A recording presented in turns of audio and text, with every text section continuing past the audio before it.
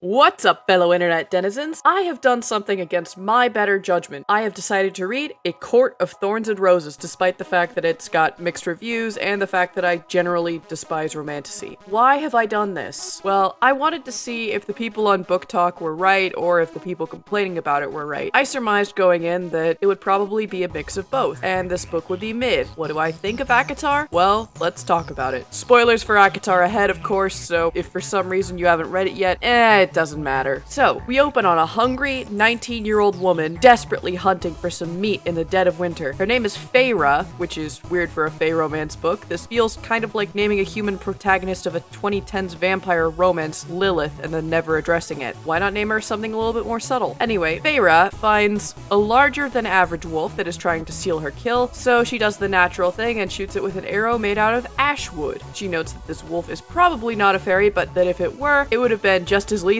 because it is made of ash wood. She takes the wolf and the deer home. Her home life sucks, by the way. Her sisters don't even do anything to help their starving family. One of them, Nesta, is horrible and berates Feyre, despite Feyre being the only responsible person in the house. Elaine, the other sister, is just there, and I don't really like her either. Her father is too depressed to really help out, but I can't blame him because he got his family into this situation with bad investments, and the dude lost his wife a long time ago. Still, Feyre cares for all of her family anyway, making a roast for them from the best part of her fresh deer and setting the rest aside to either be cooked or sold. The next day, she sells the wolf's pelt to a mercenary, and a group of fairy cultists come up and bother her. Again, Feyre thinks about the wolf and decides, well, that can't have been a fairy, right? He went down too easily. So a giant fairy wolf with antlers shows up at her home and yells at her for killing his brother. Womp womp. He tells her that fairies have a life for a life policy and that she can either die or follow him north into Prythian, the land of the fairies. Prythian sounds suspiciously like Britain to me. Let's look at the map.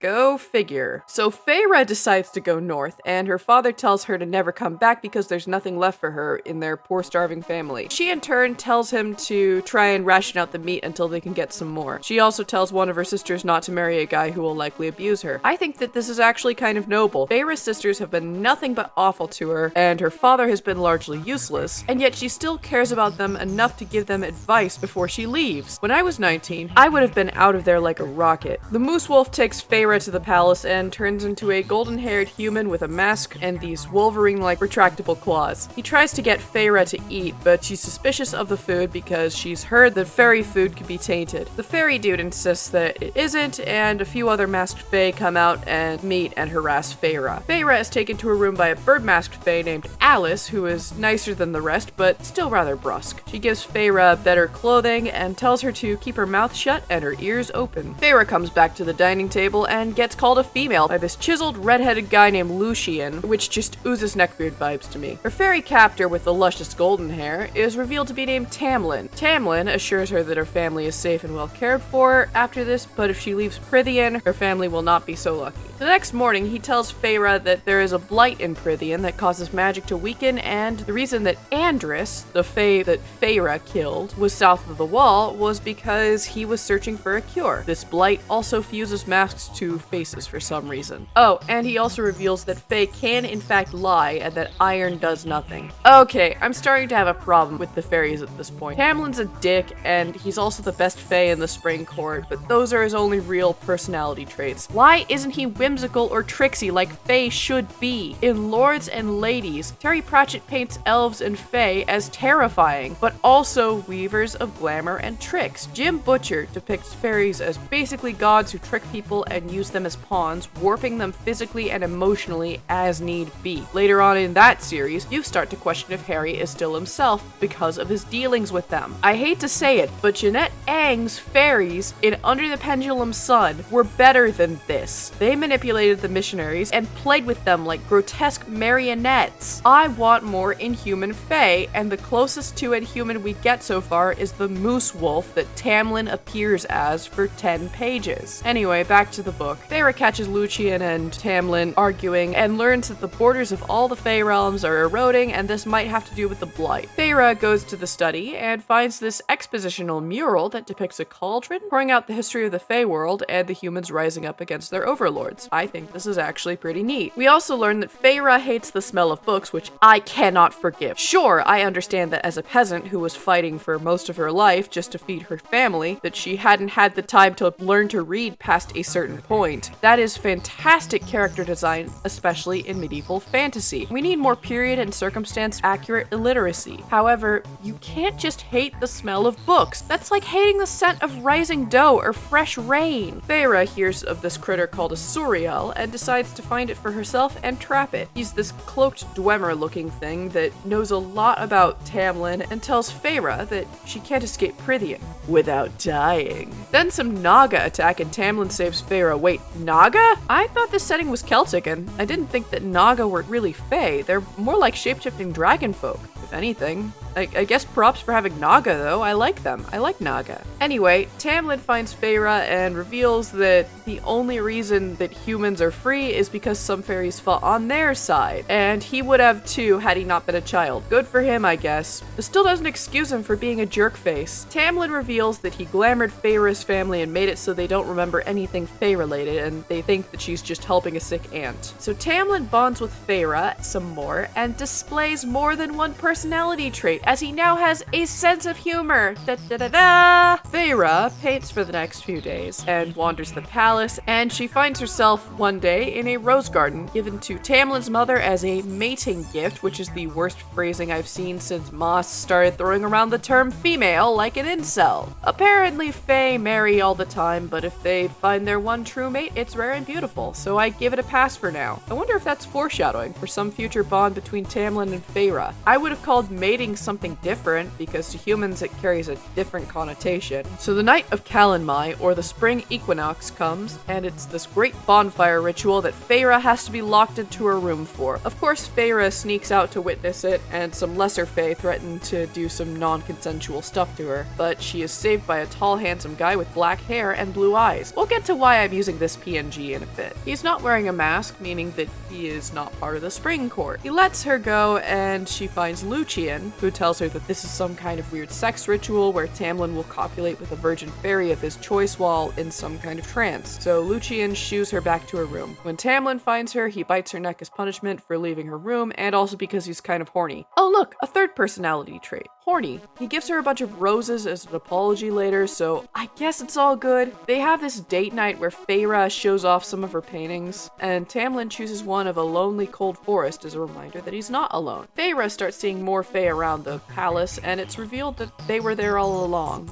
and she was just under a glamour. More time passes, and Feyre falls deeper in love with Tamlin, as he now has 3 personality traits. One day, the High Lord of the Night Court / tall handsome dude from earlier, Ricin, shows up and is basically a dickweed to everyone. That PNG is a ricin protein, by the way. Ricin asks Feyre's name, and she gives him her neighbors because why would you give your name to a fairy, much less a dickish one? Tamlin and Lucian eventually kick him out. Realizing that there are fairies who would tend to hurt Feyre, Tamlin decides to send her home. They share one last beautiful moment together, and Feyre rides back home. She's greeted by her sisters, who, despite being horrible previously, now seem to have missed her. Her father is an investor again, and the ships he had lost many years ago in Barat have been found, and now they're all rich. I think her sisters were only jerks because they hated their situation. Feyre finds out that Nesta was immune to the glamour because of her bracelets, which were made of iron, and tells her about her time in Fairyland. Feyre bonds with her sisters over the next few days, and then finds out that her neighbor, the one whose name she gave to Ricin, died in a house fire. Feyre heads back north to find Tamlin and make sure that he's okay, but finds an empty palace that has been ransacked. Alice tells Feyre that the evil Queen Amarantha kidnapped him and took him to her palace under the mountain. Apparently, the only cure for the curse is for Tamlin to find a human girl willing to marry him,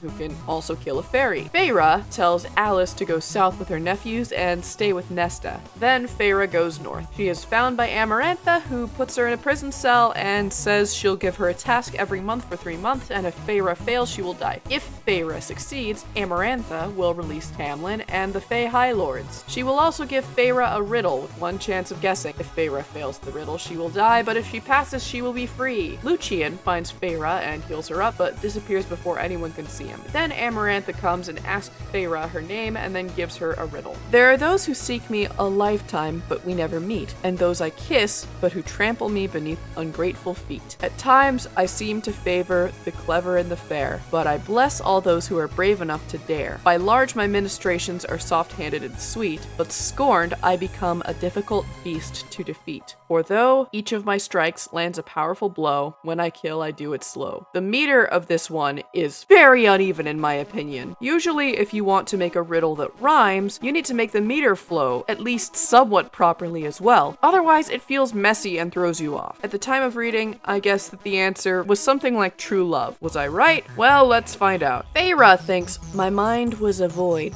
a blank mass of uselessness, as she ponders the riddle, which, while not the way I would have phrased it, is a total mood. Also, I think that it's a good thing that she can't solve it right away because she never had the time to learn about riddles or fairy tales growing up, as she was too busy providing for her family. Amarantha's first task for Feyre is to hunt a worm monster in the middle of this muddy labyrinth. She kills it with the help of Lucian by tricking it into falling into a spike pit after a long, difficult fight and severely injures her arm. Later on, when she's in her cell, Rysand appears and offers to heal her arm, but only if she spends 2 weeks with him out of each month. She initially says no, but Rysand twists his words into her and she ultimately decides to accept, but only if he shortens it to 1 week. When he heals her, he marks her with these shadowy tattoos and a spooky eye on her palm. I don't know why people seem to like Rysand. He seems like a manipulative cunt. On Midsummer, Rysand roofies Feyre, which makes me hate him even more. If you are one of those book talk people that actually like him, and I have heard that there are a lot of you out there, what the fuck is wrong with you? Feyre's next task is solving a word puzzle before spikes descend, which is difficult because she is illiterate. Rysand helps her with this, and at this point, I am not surprised, but I am still disappointed. The third task is to stab some innocent fairies in the heart, sort of like the Dark Brotherhood in Skyrim. She kills 2 of them, but the third one is Tamlin. This actually shocked me, as we had been missing this type of Fae trickery throughout the book. She stabs Tamlin, whispering that she loves him, and he doesn't die because he's just built different. Amarantha torments her, saying that she only promised to release the fairies if Feyre beat the trials, but never really specified when. How is Amarantha the only fairy-like high fae here? Feyre answers the riddle correctly, and I was right, it was love. Feyre's spine breaks, and every member of the Spring Court can now remove their masks. Tamlin kills Amarantha and then picks up Feyre. We witness this because she kind of possesses Tamlin, which felt kind of weird. He kisses her, and then all the Fae Lords resurrect her into a high fae. Rysand says he's still going to take Feyre once a month, and then disappears. Then Tamlin and Feyre go back to Tamlin's manor. Yay! That's the end. So that was A Court of Thorns and Roses. There are a few details that I like here. The world is very sensory heavy for one thing. Smells and touch and sight are very prominent, and I love that. Magic has a smell like iron, Tamlin smells like petrichor, and so on. Chills spider walk down Feyre's spine. I like that in books, and I want to see more somatic details. I also like how you can actually believe that Feyre was the only provider for her family for so long, and that she didn't have the time to learn to read beyond first grade level or find hobbies aside from a passing interest in painting. That's awesome! Again, I need more fantasy characters who are illiterate due to their circumstances. I also love that Feyre actively struggles in her trials because she is a human put up against fairy odds. Some of the spice was kinda good too. Sue me. Although I really wasn't a fan of Rysand, and I hope to blind Io that he doesn't show up and roofie Feyre again. I am mixed on the storyline. This clearly is based on a combination of Beauty and the Beast and the story of Tamlin. Tamlin is named after the Scottish version of the Beast. Alice is Mrs. Potts, her nephews in hiding are Chip, and Lucian is Lumiere. Instead of being cursed into household objects, everyone is now cursed to have masks stuck to their face, and eventually will be just as cursed with some very bad tan lines once they can remove said mask. There are roses and a time limit on this curse, and love cures the curse. I was glad that we got to see the fairy that cursed Tamlin, and that we actually got to watch her get taken down, as the fairy in most Beauty and the Beast retellings that I've seen is more of a nebulous catalyst whose shadow just looms in the background. On the flip side, I kind of saw where this was going because I knew that this was a Beauty and the Beast retelling. I knew that the curse had a time limit that was rapidly coming to a close, and that one of our main couple would die for the other and true love would save them. I think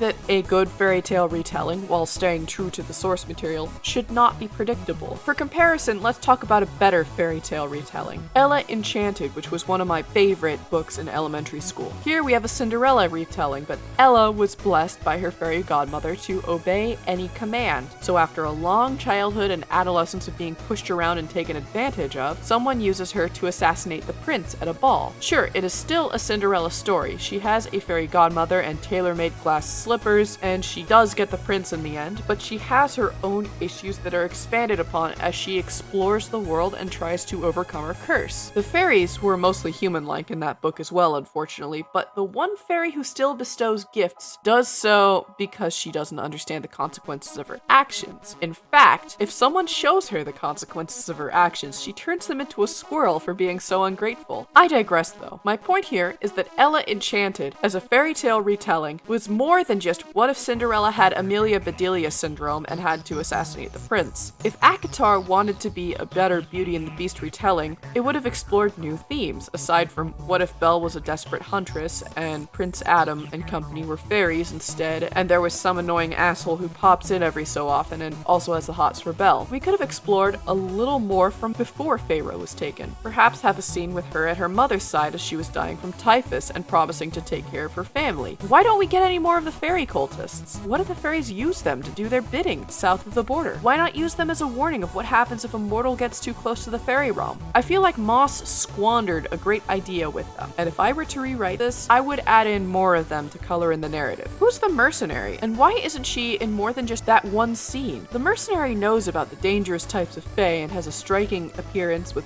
black and brown eyes and a chiseled face. Is she part fae? Who is she? I want to see more of her. She feels important, as Feyre describes her better than a lot of other side characters. Maybe that's just me though. I have a thing for people who can kill me. Now for the details that I did not like. Most fairies in Prythian are just humans, but better and also jerks. Sir Terry Pratchett wrote the following in Lords and Ladies. Elves are wonderful. They provoke wonder. Elves are marvelous. They cause marvels. Elves are glamorous. They project glamour. Elves are enchanting. They weave enchantment. Elves are terrific. They beget terror. The thing about words is that meanings can twist just like a snake, and if you want to find the snakes, look for them behind words that have changed their meaning. No one ever said elves are nice. That is how I prefer my fairies. Whimsically terrifying beings that play with humans like toys or push us around like pawns as a means to an end which we mere mortals cannot comprehend. If you want to write someone who isn't human but still looks somewhat human, I think one of the best ways to differentiate them is to make their personality and mindset different. Have them still be unable to lie, but instead twist the truth into knots, like in the Dresden Files. Make them play games with unwitting humans, like Robin Goodfellow in Midsummer Night's Dream. Make them unable to understand certain human nuances like jobs or consequences or loss. There are so many beautiful portrayals of fairies out there. Why isn't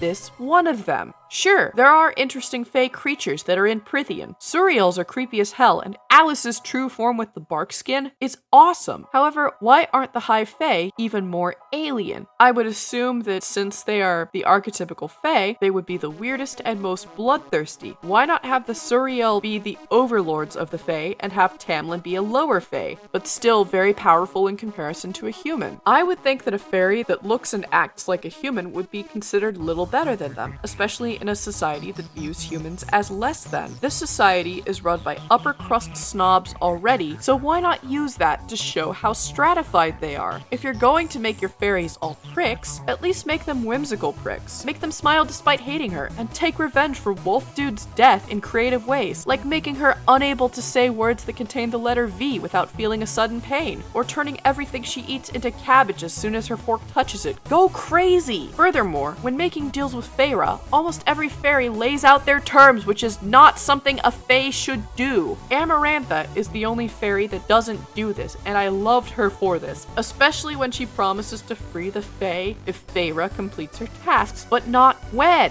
Tamlin should not have been upfront when he took Feyre. As a fae, he should have just said, "We have a life for a life policy," and then dragged her silently up north past the wall as if to kill her, and then be like, "This policy can also mean you'll live here for the rest of your life. You humans are too easily frightened." But in better words, of course. Is this too much to ask? Rysand is kind of tricksy, but only in the roofie scene, so I'm not giving him any points. Another complaint I have here is that the courts don't make sense. Usually in fiction, we see Seelie versus unseelie courts, or summer versus winter. Sometimes we have 4 courts, one for each season, like in Dungeons & Dragons. I would understand the extra courts if we were going by a different reckoning for the seasons, like how some of India has a 6-season reckoning. However, we have all 4 seasons, plus day, night, and dawn. This edition of the new courts feels a lot like my Percy Jackson fanfic from 2011, where I added a Nyx cabin, which was where one of my OCs lived, and they were super powerful because Nyx was a primordial night deity, and they were also seen and they listened to My Chemical Romance. I digress. Finally, some of the lines and word choices threw me off. I already brought up the line, "My mind was a void, a blank mass of uselessness," and how that felt somewhat redundant. This was a little more common in the book than I would have liked. There were a couple of lines that read "a thing of things and things," and those threw me off too, like "a tangle of limbs and teeth," that made me pause and think, hey, that kind of sounds like the title. The line, "a rainbow of brown was left in their wake," paints a violently different picture in my head than Maas probably wanted, as this was supposed to be mud. Sometimes a character would do that thing where they put a period between every word in a sentence for emphasis, and that grates on me. Why not just have them say something through bared teeth or clenching their jaw? Also, for the love of every god, stop using the word female like that. It's objectifying and feels less like something an upper-class fae would say and more like something an incel from 2014 would type angrily while chugging Mountain Dew. I would furthermore change the name of the concept known here as mating to something else. Maas uses the term mate at other points in this novel, particularly involving the ritual where Tamlin has to copulate with another fairy. And yet mating is a very rare concept that is supposed to be special, similar to the human concept of true love. I want a different word here to differentiate the two, like knowing, or better yet, some Celtic or pseudo-Celtic word for soulmate. That's pretty much all my nitpicks. When I first downloaded TikTok, I found a lot of people talking about ACOTAR, saying that it was a beautiful romance about fairies and humans. I heard that it was peak fantasy, praised as much as the works of Brandon Sanderson and Lee Bardugo, 2 authors whose works I enjoy. I bought the first 2 books a few years ago, wanting to test them out and see if they were worth the hype, and if the fairies were as whimsical as I had imagined. I know that Book Talk's recommendations are 50-50, but I still wanted to try them out. After all, I've found some bangers from Book Talk, though those were mostly from the horror and mystery corners. Now that I've read the first book, I have come to a conclusion. Every Book Talk girly out there, you lied to me about A Court of Thorns and Roses, and I am disappointed. You said that there would be something new here, but all I got was a tale as old as time. You said that there would be a good love interest, but all I found was some prick with only 3 personality traits. You said that there would be fairies, but all I see here are magical, privileged men. So that's A Court of Thorns and Roses. I'm giving it a 4 out of 10 because despite how bad the Fae portrayal was, Feyre was likable, the story wasn't bad, and I did like a couple of moments here and there. I have A Court of Mist and Fury, which I picked up with the first one as part of a 2-for-1 deal. If you guys are curious or if I want to have an aneurysm, I might review it for you. Don't expect this channel to become another Book Talk bad channel, though. I have different plans here. If you made it this far into the video without having read A Court of Thorns and Roses, might I actually suggest checking out some of the titles that I left in the description instead, as they are, in my opinion, far better depictions of fairies. What do you guys think, though? Are there any good romantic books out there? What kind of fairies do you guys enjoy in books? Give me some good examples, because I know there are some wonderful fairies out there, and I mean wonderful in the Pratchett sense, not the Maas sense. Well, I can hear the angry Book Talk mob cresting the hill, so I'm going to hide under my bed. I have been Alien Daydreamer, and I am out. Bye!